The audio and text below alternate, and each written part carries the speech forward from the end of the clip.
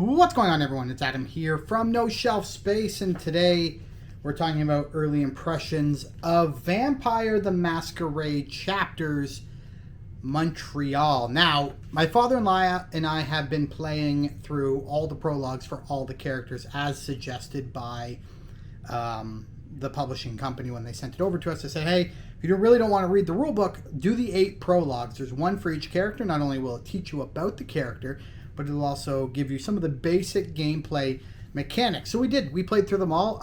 They took us maybe 10 to 20 minutes per scenario. Some of them even less than 10 minutes. It depends really on how fast you read because of how much reading there is in this game.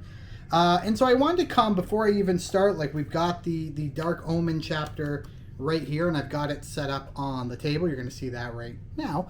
But we've got the Dark Omen set up. That's chapter 1. We've got our characters, everything else. But I did want to talk about the prologues and whether I actually think they're worth playing or not. They are so simple. You're going to play them, and there's going to be moments within those prologues where you're going to be like, why am I doing this? Like, why am I playing this prologue? This is dumb. This is silly. I wouldn't use this attack right now, or I wouldn't do this.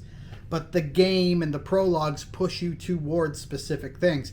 The tough part here is trying to balance out things you wouldn't normally do when playing the game, and then also realizing they're making you do these to set up situations where you can learn. And once you realize that these prologues are in the game, yes, to teach you about the 8 characters that come in the base game, and to teach you about their backgrounds and their clans and how they might play in an actual game. That's all true. But it's also teaching episodes, and they are teaching you how to play the game. And I think it does a really good job. There's one that teaches you just about combat. There's one that teaches you about stealth. There's one that teaches you about investigation. There's one that teaches you about the masquerade and how you're trying to keep that from crumbling. There's one that teaches you, multiple units on a battlefield and how to deal with like multiple bad guys. There's one that deals with movement, and it works really well. They start out very simple if you choose like the first one within the book.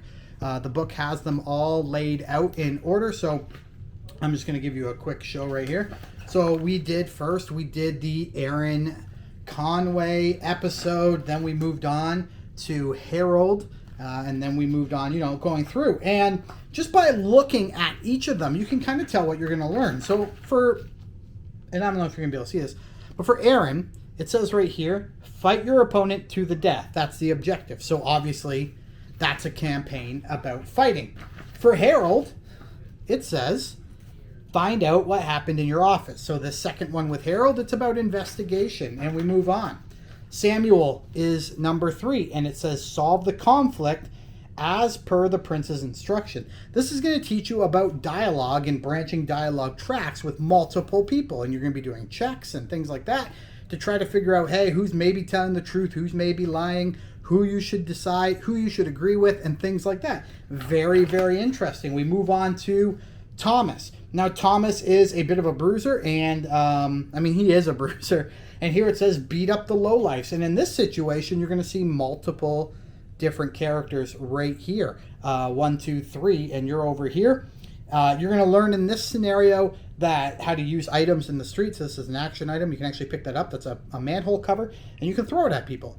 Very cool. It also teaches you about running away because there's 3 thugs and one of you. You probably don't just want to stand there and take some hits, so it teaches you about that.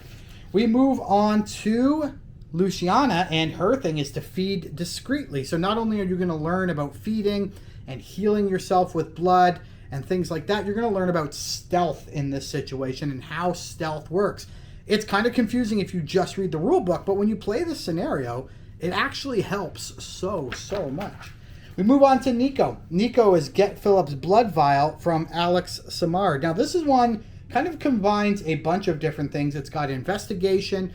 It's got action locations. So you're going to be trying to put lights out and search a truck and stuff like that. And you're also going to have to do a little bit of talking, and some persuasive actions happen in this one where you're going to try to have to persuade this guy. Very, very cool once again.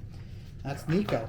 You move on to Jade, and Jade says, find out what happened and ensure the masquerade is not broken. Very interesting. This is probably my favorite of all of them, of all the prologues, is Jade's. It's got the most going on, but you learn about the masquerade and how you got to make sure you keep up the traditions of the Camarilla, and that you're, you know, making sure that you're not being uncovered, essentially. This was a great prologue. If you're going to play at least one of them, play Jades. Jades is very good. And Gabe's is just a narrative. As you can see here, there's no base plate for Gabe. It's completely narrative driven, and it teaches you, I mean, just about narrative, which is very cool. Now, Gabe's actually builds off of Jades. I won't spoil how, but if you're going to play two, I guess, play Jades, then play Gabe's. Very, very, very cool. And I think this Gabe is potentially... No, it's not. But then, there you go. And then we move on, and you have the City Saints, and that's like a really long introduction to the actual campaign before you get to your chapters page, and you finally get to Dark Omen in the Park. Now, there's a lot to read for the chapter introduction if you want. I have a video on YouTube. I'll link it down below. You can click on that video. It'll also be at the end of this video as a card, but you can click that. I read the whole story to you, so you don't have to go through those 6 or 7 pages of reading. But the prologues themselves, coming back to the prologues, I found them helpful. They were very easy. They were very simplistic. And yeah, they don't explore everything that, at least I'm guessing. They don't explore everything you're going to experience. There's going to be stuff you're going to experience that aren't explored in these, because these are like the basics of combat, the basics of stealth, the basics of investigation, the basics of dialogue, the basics of events and stuff like that.